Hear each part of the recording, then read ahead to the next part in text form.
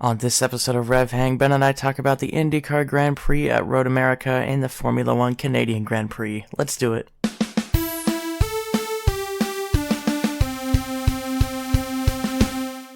Hello everybody, and welcome back to RevHang. I'm Nathan, and alongside me virtually is my good friend and co-host Ben Bagley. How you doing, Ben? Pretty good. Ready to rock and roll on this week, and there are some pretty good races. There were some pretty good races. We had two races to go over, and speaking of which, let's just dive right into those. The first of which is the IndyCar Road America Grand Prix. This, as we said last week, is one of our favorite tracks, probably my favorite track, at least to drive. Maybe not the most exciting for to watch in racing. That one probably goes to Nashville in IndyCar. But as far as the driver's track goes, Detroit was very exciting, yes. But in terms of from the driver's perspective, calling ourselves IndyCar drivers is a little bit of a stretch, but it's definitely my favorite. Yeah, I'm sure some drivers had a better time driving it than others. Yeah, cough, cough, Grosjean, cough, cough. We'll get there. That's what I was going to say. Yeah, he had a rough one. But anyway, let's jump right into qualifying to give you context. We'll go through the top 10. On pole position was Colton Herta, followed by Pato O'Ward, Alex Palou, Joseph Newgarden, and Alexander Rossi to 5th. And then 6 through 10 was Kyle Kirkwood, Christian Lundgaard, Marcus Armstrong, Marcus Ericsson, and Benjamin Peterson. Lots of rookies qualifying in the top 10. Very cool to see. All right. Yeah. Going into the race, Colton Herta led for a while in the beginning. Had a pretty nice lead from the start. O'Ward got hit by Kirkwood into turn 1. Kirkwood spun and stalled. Was able to get going before he went a lap down. O'Ward had a pretty nice save. So he was able to keep going, but he did lose a few positions. In that whole mix, O'Ward did get a penalty for running Santino Ferrucci off the track. Marcus Armstrong also had a strong start, getting to 3rd place by lap 4. Christian Lundgaard attempted to pass Joseph Newgarden on lap 5, but was shoved wide into the grass. Newgarden was not afraid to get his elbows out this race. Rinus VeeKay and Felix Rosenqvist came together on lap 9. They both kind of spun out a little bit and lost a bunch of time. Rosenqvist had a pretty nice comeback drive, though. Romain Grosjean spun off the track on lap 12, and that was just the beginning of his troubles. Jack Harvey ran off the track on the restart after that caution came out on lap 15. Joseph Newgarden and Alex Palou scrapped with each other on lap 23. I believe Palou came out on top of that one. Colton Herta passed Palou for the net race lead on lap 30 after Herta had a slow pit stop. Herta then made a strategy mistake on his next pit stop, coming in a lap too early. This led to Palou passing Herta for the lead on lap 48, Newgarden passing Herta for P2 on lap 49, and then O'Ward and Dixon passing Herta for O'Ward for P3 and Dixon for P4 on lap 50. The race ended with Palou on the top step of the podium, followed by Newgarden and O'Ward. Yeah, that was painful to watch Herta's pit strategy bite him in the butt towards the end of that race. Yeah, it really was, and there was really no reason for it because he had a good 1.5 2-second lead to Palou. He kind of wanted to cover off an undercut, I think is what they were thinking, but then he had to fuel save for the rest of the race, whereas everybody else just went around for one more lap and did not have to fuel save. Yeah, I think that was a bad call on pit crew's team. I don't know if that was his decision or the pit team's decision, but man, yeah. That was rough watching him be a sitting duck for 9 laps. Yeah, he did do a pretty good job for a while there, but it just eventually he couldn't. He had to fuel save more than he could defend, and otherwise he would not have made it to the end of the race. Yeah, really is crazy what difference 1 lap makes on a pit strategy, though. Absolutely, and that is exaggerated because Road America is the longest track on the IndyCar calendar, so 1 lap is actually quite a bit. I think pit stops were like, they were only doing 14, 15 laps max between pit stops this race. It seemed like. So not you don't get a lot from a full tank of fuel. No. All right, going into the results, we had Alex Palou, Joseph Newgarden, and Pato O'Ward on the podium, followed by Scott Dixon and Colton Herta in 4th and 5th. 6 through 10 was Ericsson, Lundgaard, McLaughlin, Kirkwood, and Rossi. 11 through 15 was Rahal, VK, Power, Pagano, and Castro Neves. 16 through 20 was Ferrucci, Hunter Ray, Ilott, Canapino, and Rosenqvist. 21 through 25 was Peterson, Stingray Robb, De Francesco, Armstrong, Grosjean, and then 26th was Jack Harvey, and then our one DNF this race was David Malukas. Alright, so that kind of rounds off the Road America Grand Prix. Now we got some talking points for it. Roman Grosjean, major struggles. Oh, I want this guy to do well so bad. I keep saying this every week, but he keeps disappointing me every week. Yeah, was he having car problems? Is that why he kept on going off, or was he just not dialed in?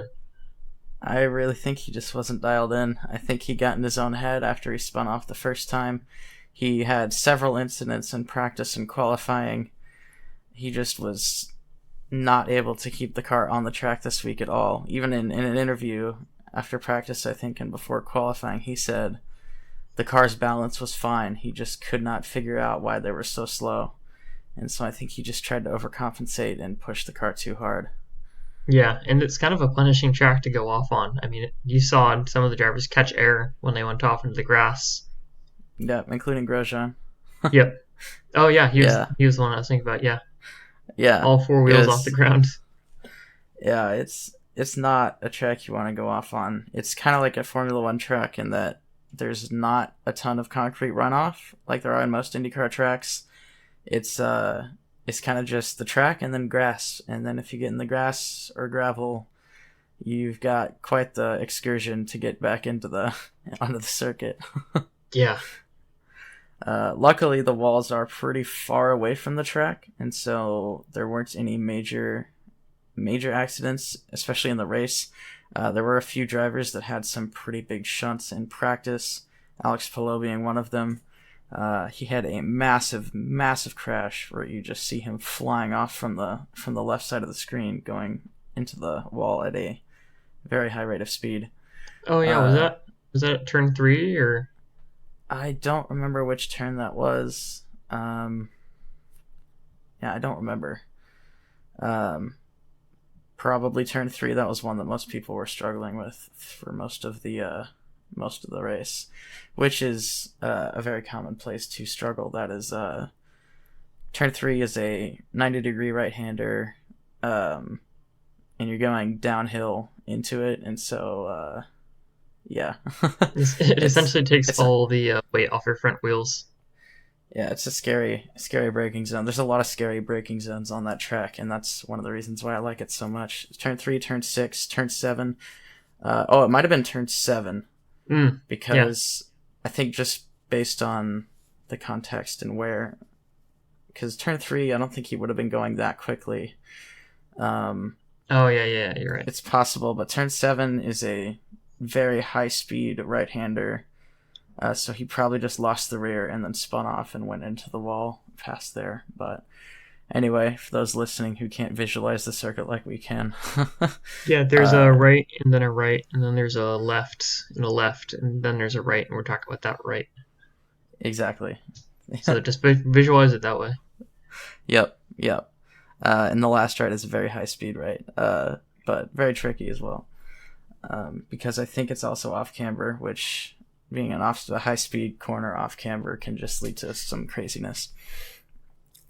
But anyway, we had Palou going off. We had a big incident between Will Power and Scott Dixon in second practice on Friday. Kind of a miscommunication. Roman Grosjean passed Scott Dixon on a hot lap. Dixon got out of his way and didn't see that Will Power was also on a hot lap behind Grosjean. So Dixon pulled right into the path of Will Power and caused a pretty massive accident, riding off both cars essentially. Will Power was not very happy with Scott Dixon and made that very clear. So there were some pretty big accidents earlier on in the weekend. Not too many in the race. We did have a few people go off, but there weren't any major damaging accidents, I don't think. Yeah, and there weren't many safety cars or cautions. There were 4, I believe, right? But they were all cleaned up pretty quickly. Yeah. Because again, there were no cars that even did any damage to themselves. They just got like beached in the gravel. I think RevHang caused 2 cautions. One was Jack Harvey and one was David Malukas. Was it Kirkwood one of them, or no? No, Kirkwood. No, that's right. Yeah. So Kirkwood caused 1, Grosjean caused 1, Jack Harvey caused 1, and David Malukas caused 1. Yeah, I'm a big fan of the just being able to take a car that's spun out and just point it the right direction and get it going again. Yeah, it's pretty. That's what I like about IndyCar. One of the things is in F1, if you stall, that's it. Your race is over. But in IndyCar, that's not always the case. Yeah, Mario Kart moment. I say that, and I always thought that was true. But in the F1 race, which we'll get to in a little bit, Guan Yu Zhou had engine trouble on the first lap. It seemed like he pulled off and stopped his engine, but then he got it going again before the marshals got back out to him. I don't know what happened there. Huh. That one kind of confused me. Yeah, there's like a 60-second limit or something like that, or a 30-second. I don't know.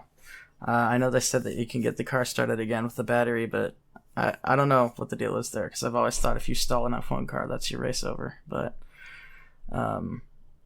anyway, we're still in IndyCar. So Stingray Robb did not finish last. He did finish the race. So progress for him, I guess. He was in 22nd. He definitely did try, though. He did try. And he didn't get a lot of screen time, which for him is probably a good thing. Yeah, the only time I remember him actually having screen time is when he went off track. Yeah, but that was a pretty minor incident. He got on the track pretty quickly again.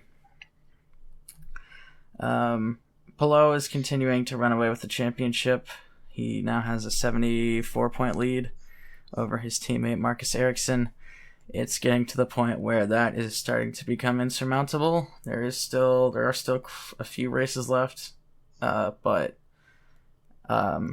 with over a full race win lead, unless Palou gets extremely unlucky, I don't see that lead getting passed by the end of the season. Grosjean needs to give him whatever cheese touch he's contracted. Yeah, exactly. That's kind of what it would take. But even then, Marcus Ericsson, who's his closest rival in second, is falling off from where he was at the beginning of the season. He's not doing poorly, but instead of finishing in the top 3, he's starting to finish more between 5th and 10th consistently. So who knows? There's still quite a few races left. I think probably 8 or 9 at this point.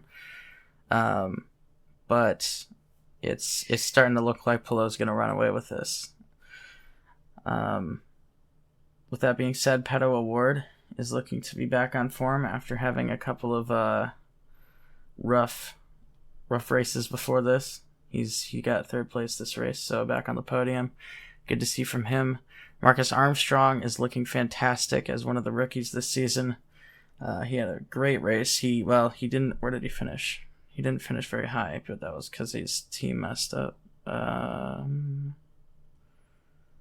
He finished 24th. So I say that, but his team made a strategy mistake that cycled him to the back. But before that, he was in the top 5 and was on pace with everybody else.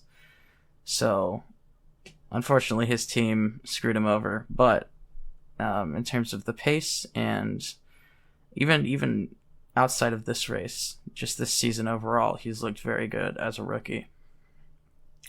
Yeah, it's pretty cool to see.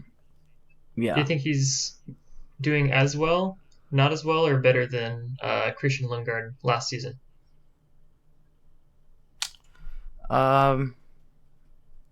it's pretty close, I think, actually, because Christian Lundgaard last season did have a couple of races where he was turning heads, like in the top 5. So I'd actually say it's pretty comparable. He's doing just as well as Christian Lundgaard this season, I'd say, where he's okay. So going down into these standings, we're going to talk about how good Christian Lundgaard's doing too.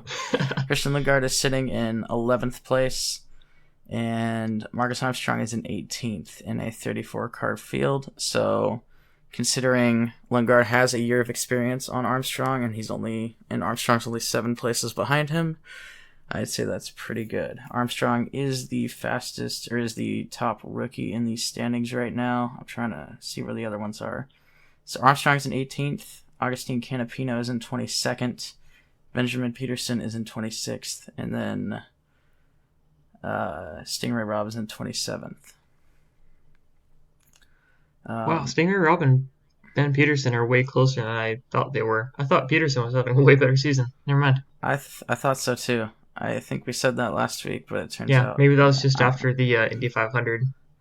We might have been thinking about Marcus Armstrong. So, I don't know. That's also entirely possible, yeah. There's a lot of these guys. Yeah, there are, in fact, a lot of names in IndyCar to keep track of. There's a lot of people looking at the standings tied at 88 points. Oh. Connor Daly, Agustin Canapino, Devlin DeFrancesco, and Simon Pagenaud all have 88 points.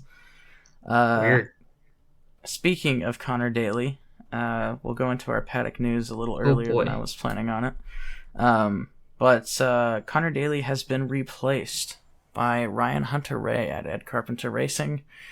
Daly was not pulling in the results that they were expecting him to, and honestly, that's pretty fair. Daly's been in the sport for a long time, and he's down there with all the rookies. So there's a few drivers that I think have had their time in IndyCar and are starting to probably feel the pressure, and they're going to need to put up results to stay in. One of them being, well, Connor Daly was obviously one. Simon Pagenaud is another one. He's down there in 24th with 88 points. He's been in the sport for like 10 years.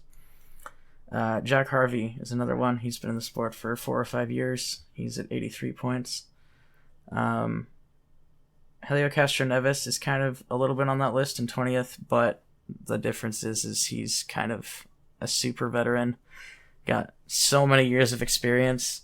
He might not be as quick as he used to be, but if you need someone in your car that knows setups and knows kind of how the sport works inside and out, he's been in the sport for like 20 plus years. So, like Sebastian Vettel? Kind of a Sebastian Vettel type character, yeah. Or Fernando Alonso, but not quite as fast. Yeah, I was gonna say I'm gonna get spit roasted for saying that about Sebastian Vettel, but it's true. I said what I said. He's in IndyCar for the same reason Alfa Romeo kept Kimi Räikkönen around for so long. There you go. That's what I'll say.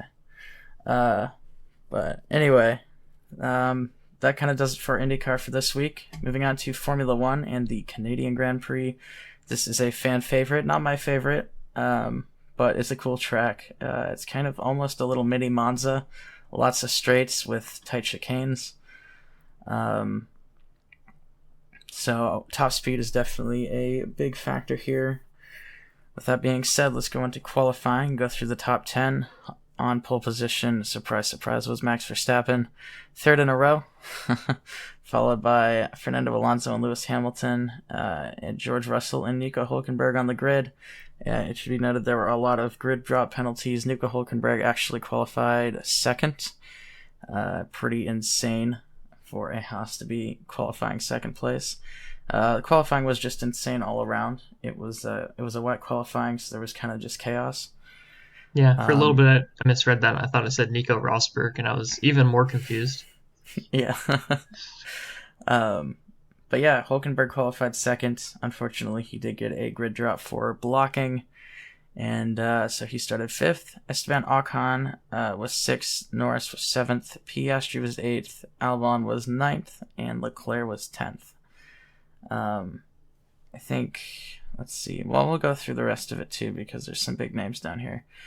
11 through 15 was Sainz, Perez, Magnussen, Bottas, and Gasly.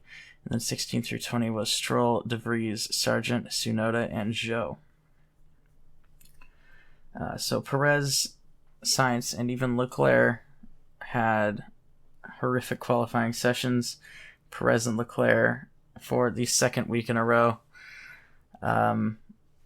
We'll talk about Perez in a little bit, but it's starting to raise some eyebrows in a not good way. But anyway, moving on to the race, Verstappen had a great start to maintain the lead. Hamilton also had a great start and passed Alonso for P2 into turn 2 on lap 1. Perez and Sainz scrapped for position in the first 2 laps, and Sainz ended up on top coming out of turn 14. Logan Sargent was forced to retire on lap 9 due to engine problems, most likely, I don't think it was ever specified, causing a virtual safety car. Russell hit the wall on lap 12, causing a full safety car. He was able to continue for a little bit longer, but dropped to the back because he had to make a pit stop. Lando Norris got a penalty for backing up the field to double-stack pit stops for McLaren during the safety car. Alex Albon had a great race, leading the DRS train for the second half of the race, from P7, I believe. Valtteri Bottas took advantage of opportunities and made his way up to P8 at one point. He finished P10. On lap 22, Fernando Alonso passed Lewis Hamilton into turn 14. On lap 35, Nick De Vries and Kevin Magnussen came together twice, sending them down an escape road the second time. Both drivers went down a lap, but neither was out of the race. They ended up sorting it out after some pretty comical 3-point turns.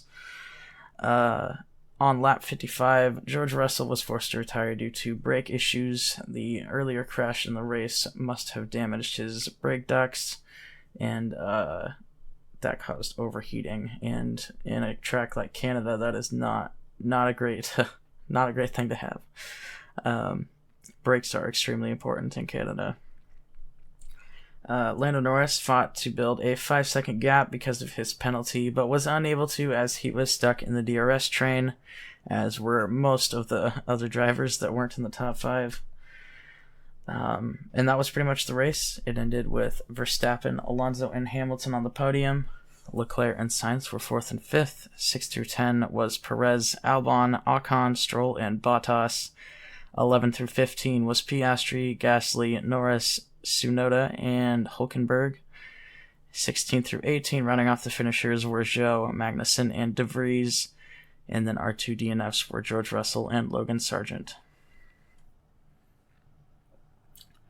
Pretty exciting race. I think it was better than Spain. That's just my opinion, though. But I think it's been a pretty up and down season for races. Yeah, it hasn't. I mean, it's hard because I feel like 2021 just absolutely spoiled us and then ruined our expectations, and it's going to take us a few years to recover. Yeah, in 2022 felt like it was a bust just because everybody's getting used to the cars, and it's kind of hard to tell where people are going to land. But now 2023 kind of feels, I don't know, it feels like it's been really inconsistent with the quality races. Yeah, it's actually been a pretty good season. It hasn't been boring aside from the fact that Verstappen's winning everything. I think Red Bull's the only team that's won a race this year so far, so that probably adds to the kind of nature of this season so far. Yeah, at least for me personally, I don't know about you. Watching IndyCar a lot more has definitely kind of dampened my excitement for F1. Yeah, I'm definitely with you there. In the IndyCar season... Probably not because F1's gotten worse, but because IndyCar just... It feels... I don't know. It's a little more grassroots, a lot more crashes and movement. I mean, there's still things I like a lot better about F1, especially a lot of the camera direction, stuff like that. And the no commercials is also very nice. Yes. Oh my goodness. If they took the ads out of IndyCar... I think it would become a legit competitor to F1 after a few years if people started to find out about it. Yeah. IndyCar is so exciting all the time, every race. You don't know who's going to win, except for recently it seems like Palou is becoming the Verstappen of IndyCar. But even still, for this race, even though Palou won, it was up in the air until the last 5 laps. Yeah, I thought Herta had it until he had that last pit stop. Yeah, exactly. And anything can happen. And there's so many cars in the field. The way the announcers cautions are really work, good. The announcers are really good. That's one thing I think both series have. I think F1, like Crofty and what's his face? I can't even remember his name right now. But the announcers in both are very good. I will say that. Camera direction is a little bit better in F1, I'd say. There's no ads, which also helps. But in terms of wheel-to-wheel racing, consistent, exciting races, more pit stops, refueling, I think, is a big advantage that IndyCar has over F1. That just adds to the strategy so much. Push to pass is way cooler than DRS, I think. Yes, because you get a limited amount rather than it being predicated by where you are behind another car. Yeah, so not everybody gets it at the same point. Yeah, there's so much strategy that goes on. So it pretty much eliminates DRS trains like we saw in the middle half of this race. Yeah, exactly. It's IndyCar, in my opinion, is starting to become my favorite series to watch. F1 is definitely has the sex appeal, I guess. It's a good way to put it. It's the top. It's the most expensive. There's only 20 seats. It is easier to understand, I think, too. Yeah, it's much more approachable for new people. That is true. Yeah. Whereas IndyCar kind of, you turn on a race and it feels like you're just dropping into the middle of a war zone. Yeah, I mean we can see from our predictions and just the way we've been talking about it. Ben and I are still very much learning about IndyCar, even though this is our second or third season watching it. We still have really no idea what's going on most of the time. Yeah. But that's part of what I think makes it very exciting. Yeah, the IndyCar posting will continue until F1 improves. Yeah. But anyway, I'll on that. Yeah, we keep on getting sidetracked. We're talking about F1 again. Yep. It's okay. I think it's a good sidetrack. I think praising IndyCar is definitely worth it because it is a very, very good series. And I can't wait to go to a race in person sometime. I was hoping that would be this year. I'm not so sure now, but we'll see. Yeah. Hey, Portland's not too far. Portland's not too far, and that's what worries me is I need to get other things sorted because I've only got a couple months to do that now. But anyway, that's not even podcast material. That's life. Yeah. Okay. Anyway, back to Formula One. Verstappen is continuing to run away with the championship. Surprise, surprise. Red Bull has now won, I think they said 10 races in a row. They just won their 100th Grand Prix in the team's history. Max Verstappen, I don't know how many races in a row he's won, but I could easily see him catching Vettel's 9 in a row record. This is his 3rd in a row, right? It's his third. It was going to be his 3rd Grand Slam in a row if he got fastest lap. Maybe that's what I was thinking. But I don't remember when Perez won one race. Was that Baku or I think Verstappen won Baku. I don't remember, but Perez did win one race. It might have been Saudi Arabia. It was Saudi Arabia. Okay. So Verstappen's got to be up to 6 or 7 in a row by now. Then. So he could easily catch and pass Vettel's record of 9 races in a row, especially with Austria coming up. Austria is such a Verstappen track. Yeah. I'm glad that fans have kind of moved away from the orange smoke. Yeah. That we had last season. The season before. I hope so. We'll see. That was my least favorite trend. Yeah. Austria and the Netherlands will be the 2 test races to see if that's really kind of gone by now. Yeah, but no, he's so much more relaxed than he was in 2021. Yeah. 2022 you kind of saw him start to kick back a little bit, but 2023 is like, man, this guy is just coasting. I Yeah, they mean, were making towards the end of the race, he just hit a curb and unsettled the entire car and just jumped it. And he was like, "Wow, that really that almost messed me up." And he was like laughing about it as he was yeah. speeding away. That's what I was just gonna say. Is he had that moment and he like lost control of the car briefly, and he's like, "Oh wow, that could have been bad," and then he was like chuckling. Like, we uh, get it, dude. You're 8.5 seconds ahead of everyone else. yeah. Um, it was, and then just comments from Red Bull's garage on the radio made it pretty obvious that Verstappen was in management mode the entire race and was not even really trying that hard. Yeah. It's kind of nuts. I don't think he's really had to try hard the entire season so far. The only race he didn't win was because of reliability issues. Yeah. And it's, I don't know, it's pretty crazy. This is the most dominant car that I've ever seen, and I'm including the 2020 Mercedes in that field.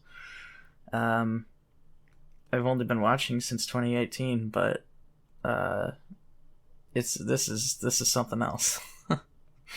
Yeah. Yeah, it really drives how much of a constructors championship F1 is too. Yeah, for sure. The other story kind of is Mercedes versus Aston Martin. This is the battle that's going to be exciting to watch, I think, for the rest of the season. The two cars seem very, very evenly matched. Kind of just depends on which track you're at, I think, is which car is going to be faster.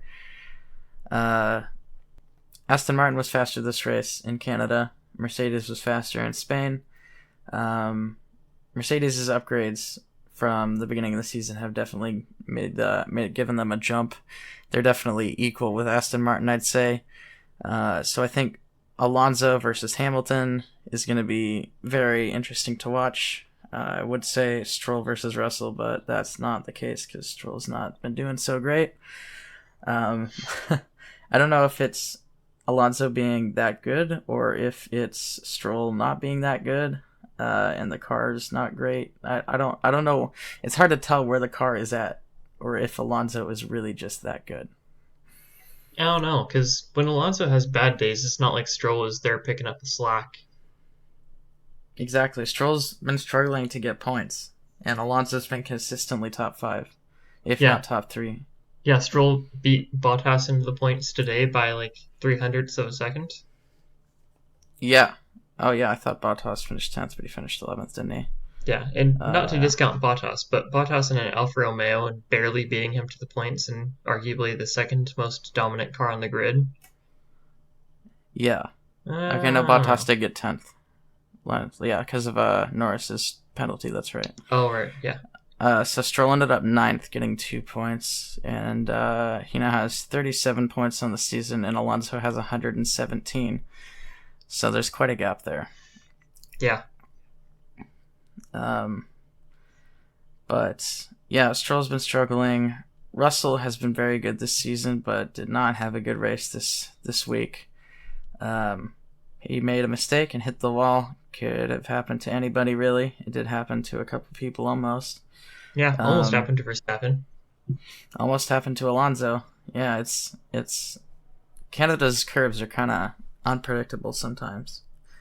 But yeah, I mean, it just happens. He made a mistake and it ruined his race. That it happens to the best of drivers. Yeah, it was impressive how long he was able to go after that, though. That was an IndyCar moment right there. Crashes his car into a wall and they get it right back out in the field. Yeah, it was very impressive. He only missed like the last 15 laps of the race, and considering he had brake duct damage in a track where you have 2 extremely high or heavy braking zones, and he was able to make it as long as he did, that was pretty crazy. I mean, he made it back up to P8 from like the back of the field. So Russell's still a very quality driver, but he is still prone to mistakes like everybody else.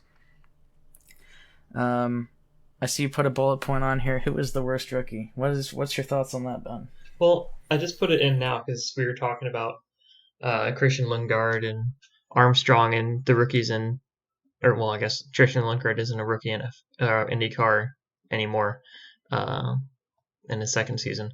But talking about the rookie performances in IndyCar, got me thinking about the rookie performances in F1 and how they really haven't been very strong this year. Or at least we No, haven't really heard that much about them. I know last year they were kind of higher profile because you had, of course, Mick Schumacher and no, Mick Schumacher wasn't a rookie last season either. that was 2 years ago.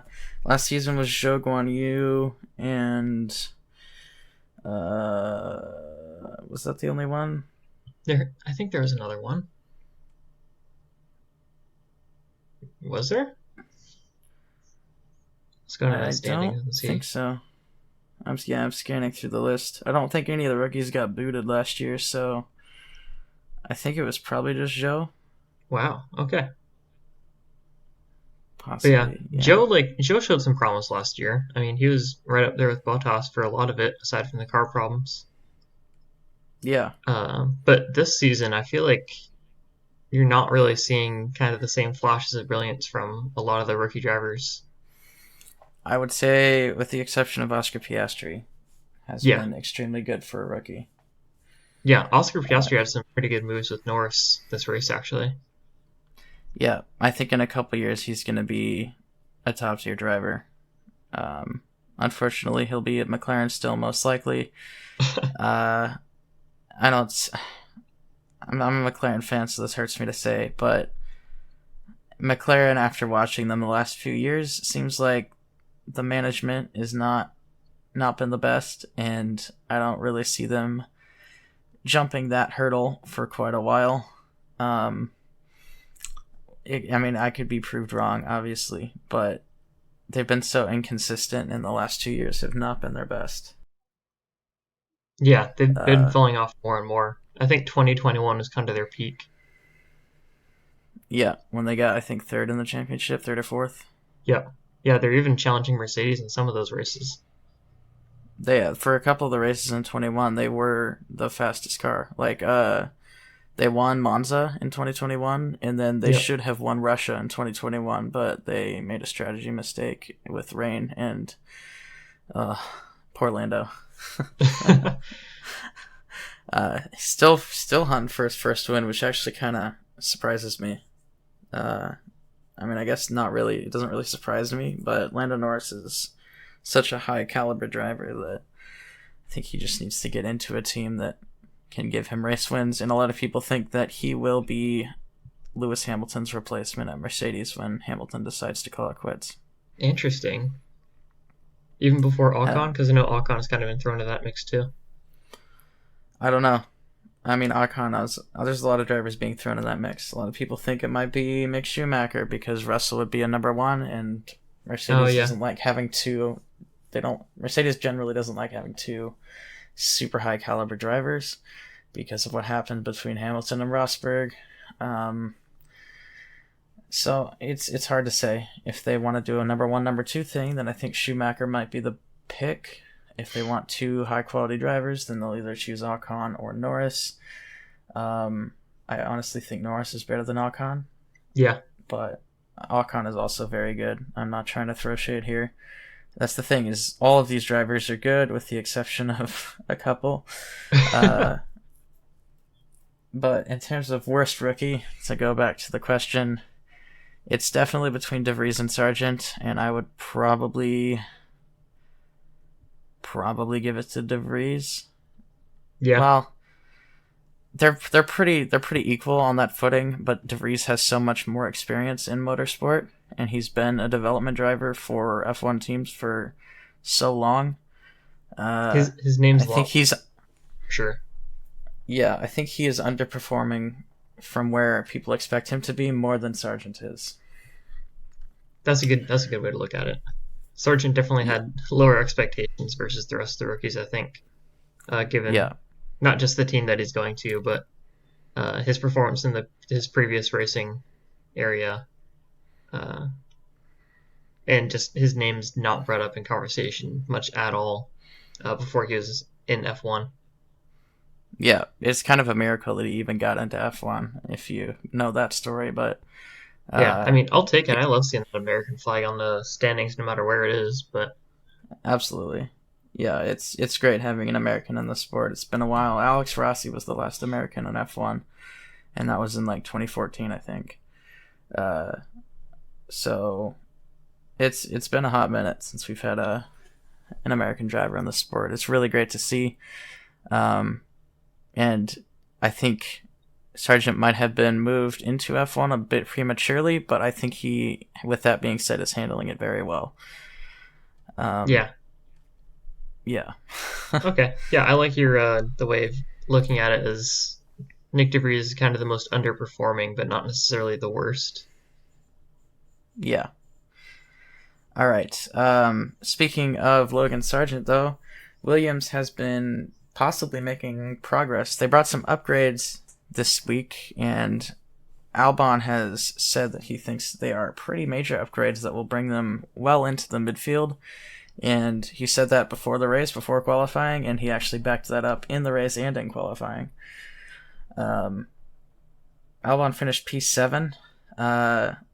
Sargent had an engine failure, unfortunately for him, so we didn't really get to see what he got to do, and I don't think he even had the upgrades on the car quite yet. He probably will. He didn't. Next race, he probably will. So we'll see what happens there. But Albon looked pretty comfortable in that P7. He was definitely holding everybody up at the top of the DRS train, but that would be any midfield car really, because the first car on the DRS train is the car that doesn't have DRS, and so the fact that Albon led the DRS train for, I'd say, probably over half the race is pretty impressive considering he's in a Williams, and he held George Russell behind him. Granted, Russell had a damaged car, but even still, he held Ocon behind him. Ocon, Bottas, Piastri, and Norris were all behind him, and they were all trying to pass him consistently for the entire second half of the race. Yeah, and I would say Ocon in that Alpine is probably one of the faster midfield drivers in the race. And Ocon and Norris held up by Albon so much. Yeah. Norris was very impressive this race too in that McLaren. Unfortunately, he got that penalty, which I understand why he got it. It just kind of sucks. But in terms of his racecraft and driving, Norris had a very good race and was definitely making passes. Did McLaren bring any upgrades recently? I think they did in Spain or Monaco, one of the two. Yeah, because I haven't noticed them faster, but this race it actually seems like they're preparing to enter the conversation a little bit more. They definitely seem like they're a solid midfield team now, rather than approaching back marker. Yeah. So they've definitely made progress. They're up there with Alpine and, they're kind of up there with Alpine. And then there's some other names that get kind of mixed in there. Aston Martin with Lance Stroll is kind of always in that area, but he's kind of underperforming, I'd say. Yeah. Bottas had a good race. You don't usually see Alfa Romeo up there that high. So, I don't know. McLaren might start challenging Alpine in that kind of neck of the woods in the midfield. Unfortunately, they've had such a bad first part of the season. I don't think they're going to catch Alpine. I think we said last week Alpine's really on an island. Looking at the standings, they have 44 points, and McLaren is right behind them with 17 points. So, they've got some work to do. Yeah, it's a really weird point spread for the teams this season. It is. Alpine, Alpine's on an island. Ferrari's by themselves. Then it's Mercedes and Aston. Red Bull way out in front with almost double the points of Mercedes in second. Oh my gosh. I bet they'll be over double, or they'll be at double after Austria. Yeah. I mean, if they're at...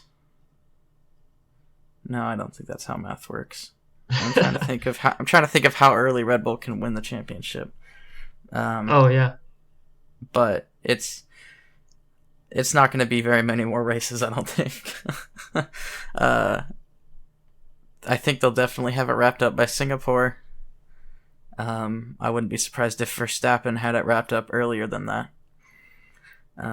So we'll see. I don't know. Perez is still he's only 69 points behind Verstappen.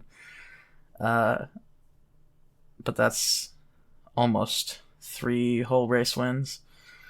There's a lot of I don't know. I don't see anyone catching Verstappen, but that's just me. Anyway, going through the standings real quick. I don't know if we really need to, actually. It's Verstappen, Perez, Alonso, Hamilton. And then kind of the midfield with Sainz, Russell, Leclerc, Stroll, Ocon, Gasly, Norris. It goes down from there. Everybody's pretty close after that. Albon's got 7 points now. He did make a pretty large jump. He had 1 point, I think, before this. So he jumped from what would have been, 18th to... I didn't put the numbers up, but that looks like 12th-ish. So Alex had a good race, and I think Albon is one of the more underrated drivers. Just to sidetrack again a little bit. I mean, he did race for Red Bull shortly. He did race for Red Bull. He kind of got lucky to get into any seat when he joined Williams. I think he is a way better driver than he gets a lot of credit for. I think Max Verstappen just ruined his reputation, which he kind of does to people. Yeah, and I think people are still sore after Gasly got dropped mid-season. Yeah. Well, Gasly's finally starting to recover from that. Albon is finally starting to recover from that. It's about to happen to Perez. I know we said we'd talk about Perez, so we might as well do that now. Yeah. Perez is performing the same, if not a little worse, than Albon and Gasly were in this stage of the season. Yeah, what's the opposite of a hype train? I don't know. A hype barge. That's too slow. The disappointment dinghy? Yeah, there you go. Yeah, there you go. All aboard the Perez disappointment dinghy. The disappointment dinghy. I love it. The thing is when Albon was paired with Verstappen, Albon got dropped when he was finishing 6th or lower. Gasly got dropped when he was finishing 6th or lower. They were both half a second behind Verstappen in qualifying. You're seeing Perez almost a full second behind Verstappen in qualifying most races, and he is finishing 6th or lower. So if Perez doesn't turn it around quickly, I don't see Red Bull hanging on to him for very much longer. Now, the question is then, who do they pick up? If they want to, there's so many names, so I guess we won't go into that, but what's your top name? Top name? Yeah. Top name I think they want is Lando Norris. Top lane I think they have a chance to get and would actually take. That's a tougher question. That's a way tougher question, because everybody's locked into the contracts right now. Is the problem is there's not a lot of people out of contract at the end of this year that would want to go to Red Bull. Yeah, and I don't think there's any chance they pull from AlphaTauri. No, that's the thing. Is Tsunoda's not good enough. No. De Vries definitely is not good enough. I think what might happen is Perez stays till the end of the season. AlphaTauri drops either Tsunoda or De Vries, probably De Vries, and they pick up what's his name? Liam Lawson from I think he's in Japanese Super Formula this year. And I think he's winning the championship by a large margin. So I think they would pull Liam Lawson into AlphaTauri for the first 6 months of next season, and if Perez has not improved by the midpoint of next season, that's when they would do the driver swap. Gotcha. But there's so many moving parts there that have to happen. But Perez is out of contract at the end of next season, and so if he doesn't make marked improvement at the very latest by the end of next season, they're going to choose somebody else. I almost guarantee it. Carlos Sainz? Possibly. That honestly, that would not surprise me.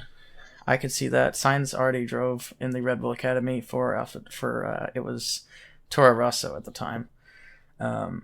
His dad has major ties to Red Bull. The whole Sainz family has ties to Red Bull. That's where Carlos started. So that would be kind of an interesting story. I know Ferrari would probably be looking to get. Who would they be looking to get? I don't know on that one either. But I don't know. I feel like Sainz has been. I think Ferrari has been underperforming for Carlos Sainz. I don't know. It seems like. I don't know, because he's doing so well at McLaren. Yeah. And he was doing pretty well in Ferrari when Ferrari had a competitive car. I mean, he wasn't up there with Charles Leclerc. But it seems like this season, with the fall off of the car, Sainz has fallen off more than Leclerc has. Except for maybe a couple races, right? Well, you say that, but Sainz is 14 points ahead of Leclerc in the championship right now. Shit, he is. Never mind. Yeah. I was looking at the red and I just blanked out. Okay, never mind. Yeah, so, but what's interesting about that is it's clear they're still making Leclerc their number one driver. Yeah. And Sainz is playing second fiddle, even though Sainz has been faster, arguably, this season. In a lot of the races, they told Sainz not to fight Leclerc the entire race, this race in Canada. When he said, he's like, I've got more pace than this, I can go faster. But they told him to stay behind Leclerc for whatever reason. So, obviously Leclerc is Ferrari's golden boy. But Sainz is an extremely talented driver. I'd say up there with all the big talents right now, especially. So if Red Bull wanted to poach Sainz, I think that would be huge. Yeah. I think they could do it too, because I think eventually Sainz is going to get to the point where, if he's consistently as fast or faster than Leclerc, and he's not getting treated that way, he's going to want to go somewhere else. Yeah, I agree. Ignore the part where I got Sainz and Leclerc mixed up. Yeah. It's all good. There's a lot of names. So many names between the two series we talk about. Alex so we already did to Ferrari. Okay, I'm done. Okay, here we go. Yeah, Pelot's in the McLaren camp right now. So, but honestly, that's another name that could be in F1 soon, because I know he has interest. He tested an F1 car a couple of weeks ago. But that's again another sidetrack. Maybe next episode. Yeah, but I mean, if Pelot wins a second championship in IndyCar and he feels like he's been there, done that, then maybe he wants to move over to F1. That'd be pretty cool. Yeah. Maybe that's Red Bull's replacement. Oh man. Could you a rookie? No, there's no going way. Straight there's no from way. IndyCar to Red. But what if a rookie, but a two-time IndyCar champion though is the thing. So yeah, it would take him a little bit to get up to speed, but I think he'd get up to speed faster than most rookies would. And he would want it. He would be hungry. Oh, very hungry. But anyway, okay. Let's move we're on. done. We're done. Pit stop championship. We'll go through the top 10 for this week. It was Perez and Verstappen were the top two, followed by Alonso, Piastri, Tsunoda, Norris, Stroll, Ocon, Hamilton, and Zhou in the points. Standings haven't changed much. Perez still very much on top, followed by Leclerc and Ocon, and then Verstappen in fourth. Sainz in fifth, Tsunoda, Norris, Gasly, Piastri, and Hamilton running off the top 10. And then as far as constructors go, Red Bull is way out in front, followed by Ferrari and Alpine, and McLaren and Mercedes. 5 through 10, or 6 through 10 is AlphaTauri, Aston Martin, Alfa Romeo, Williams, and Haas. Overtake of the week. I gave this to Lando Norris for his overtake on Valtteri Bottas on lap 64 of the Canadian Grand Prix. He absolutely sent it down the inside of the hairpin in Canada. I think Bottas switched back on him, but Norris kept it going around the outside and then managed to make the overtake stick. It was pretty impressive. Norris did that twice, once to his teammate and once to Bottas. The one to Bottas was a little bit more impressive for me, so that's why I gave it to that one. I agree. Yeah, that was a good one. Yeah. Another honorable mention was Christian Lundgaard on, I think it was Alexander Rossi. Wasn't really an overtake, which is why I didn't get overtake of the week. Rossi was coming out of the pit lane, and so he was slow, and he was parked on the apex of turn 1 in Road America, and Christian Lundgaard basically didn't even slow down and just absolutely sent it around the outside, so he didn't get caught behind those cars that were coming out of the pits. Yeah, I love that pit entry or pit exit area. Yeah, it creates some interesting moments for sure. But going into our predictions, let's start with last week's. For Road America, pole position, what did you say, Ben? I had Grosjean on pole position. Which was a fair guess, but unfortunately Grosjean had a week to forget. Yeah. I had O'Ward, who qualified second, so I was so close. Also a fair guess, yeah. Yeah, but it went to Colton Herta, which no one saw coming. I'm very happy about that, though. Yeah, all aboard the Herta hype train. There, yeah, it's back on track, baby. He got off the dinghy. But Herta it's been a while since he's had a good weekend, so he needed this. Even though he finished 5th, I'd say this is a good weekend for Colton Herta. And that wasn't pace or any mistakes like he usually makes. That was pit strategy mainly. Yeah, not his fault. Podium, we both actually did pretty well here. Yeah. The podium was Palou, Newgarden, and O'Ward. What did you say, Ben? I had O'Ward, Palou, and Dixon. Not necessarily in that order, but yes, just overall. Yep. And I had O'Ward, Newgarden, and Power. So we both got 2 of the podium sitters, and one of them wrong. And the 2 that we got wrong were actually within the top 6, I think. So Power finished 12th, didn't he? Did he finish 12th? Actually, he did. He was just in front for a little while because he's doing really well. Strategy. Yeah, and then he had an unfortunate incident. He finished 13th. So, okay, never mind on my guess, but regardless. Okay, winning pit stops was 3. What did you say, Ben? I had 1, 2 if you had 2. And I guessed 3. So, that's the second week in a row I've got the pit stops right. I'll take it. Yeah, I knew 2 was going to be too conservative, but 4 just seemed like a lot. 4 did seem like a lot, yeah. All right. Canadian Grand Prix. Let's remind everybody of the top 5. It was Verstappen, Alonso, Hamilton, Leclerc, and Sainz. What did you say, Ben? I had Verstappen, which was right. And then I had Hamilton, Perez, Russell, Alonso, and Stroll. Stroll was your dark horse. Correct, yeah. I had Perez winning the race. My prediction was that Verstappen would meet the Wall of Champions, and that did not happen. It almost happened. He almost lost it on a curb, but merely laughed it off. Yes, just a chuckle, and that was it. So I had Perez winning, followed by Alonso, Hamilton, Russell, and Leclerc. Nico Hulkenberg was my dark horse. I was so excited for after qualifying, yeah. and then it just went downhill very quickly, which is to be expected in a Haas. All aboard the disappointment dinghy there. Yeah. But I got Alonso and Hamilton correct. Everybody else was wrong. Yeah. Fastest lap went to Sergio Perez. What did you have? I had Russell. And I had Alonso. And then the driver of the day went to Alex Albon, which I think he very much deserved. Yeah, that was awesome to see. I had to Stroll. He did not deserve it. No, he did not. And I had Hamilton, who I think was second. He got second place for driver of the day. Yeah, see, that could be a toss-up. Yeah. But I even voted for Alex Albon. I was sitting on my couch and I'm like, yep, it's Albon. Yeah. But anyway, all right. This week's prediction. The upcoming races we have for IndyCar is the Mid-Ohio Grand Prix, which is an oval, and the Austrian Grand Prix for Formula One, which is the Red Bull Ring, one of my favorites to drive. Very short track. Pause for a sec. This is Nathan from the future. Ben and I looked it up after we recorded this episode, and Mid-Ohio is actually not an oval. It is a circuit, just like most of the other tracks. We're stupid. Carry on. But anyway, Mid-Ohio for IndyCar. What do you got for pole position, Ben? I had Newgarden for pole position. And I have Ericsson. 2 Indy 500 winners right there. Yep. 2 oval specialists for sure. Well, Newgarden's kind of an everywhere specialist. Yeah.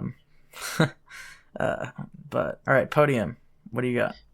Man, after seeing Herta, I was like, yep, Herta hype train is back on. So I got Herta, Palou, and Newgarden. And I have Newgarden, O'Ward, and Palou. So we once again share two and have one different. All right, winning pit stops. What do you have? Got 4. And I have 3. Sticking with the 3 pit stops. I'm sticking with it, but it's probably going to be 4 because oval things. Yep. So, all right. And then we'll if we had a segment for the disappointment dinghy, we'd both put Grosjean, I think. Because it's an oval. There's no way he makes it out of this one. All right. That or O'Ward. Yeah, could be. O'Ward is either winning ovals or crashing. So, we'll see. Austrian Grand Prix for Formula 1. Give me your top 5, Ben. Well, it is Austria, so it's got to be Verstappen. Then I got Hamilton, Alonso, Perez, and Russell, with Magnussen as my dark horse. Okay.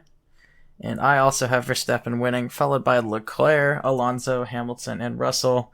This is also a Leclerc track. He usually does pretty well here, so that's why I have him in second. And then I have Lando Norris as my dark horse because he's been consistently doing better. I like it. All right, fastest lap. Verstappen. We both put Verstappen. Yeah. All right, driver of the day. I feel like it's going to be Verstappen. I was going to say Verstappen, but then I saw that I couldn't put Verstappen. We couldn't both have it for fastest lap and driver of the day. So I decided to put Leclerc. It would be kind of fun. But I said Leclerc because if Leclerc gets second, he'll probably have had a pretty good race. Yep. All right. Moving on to Ben's words of wisdom. What do you got for us this week, Ben? Yes. I recently jumped onto the plug-in electric hybrid hype train. I'm not full electric yet because I actually like driving places and not having to recharge for 3 hours at a time on my road trips. But cough Tesla. I've never name drop any brand like that. But yeah, I've really been getting into the diversifying of things like where you get your power from. Moving to a new house. Well, not a new house, but new to me house-ish. Anyways, at the end of summer, and I've been looking at all these things like, oh, what if we could do like solar energy and like city power grid? And we could do like city water and we could have a pump. Not that Lane County heard anything about me having an in-ground irrigation pump. Because I definitely don't. Rainwater collection, all that stuff. So like, just really getting into being able to diversify where you get all these really critical things that you need to live a quality life. So being single source on things can be nice because it simplifies supply chains, but it's nice to be able to have multiple redundancies and backups for the things that you need every day. Awesome. Good stuff, Ben. It's really just me moving to a new house excitement. I'll make sure to edit out the part about the in-ground irrigation pump. I don't think that any Lane County officials really listen to it, but I don't know. Who knows? If you do, please be chill. We're not hurting anybody. I swear it's just water.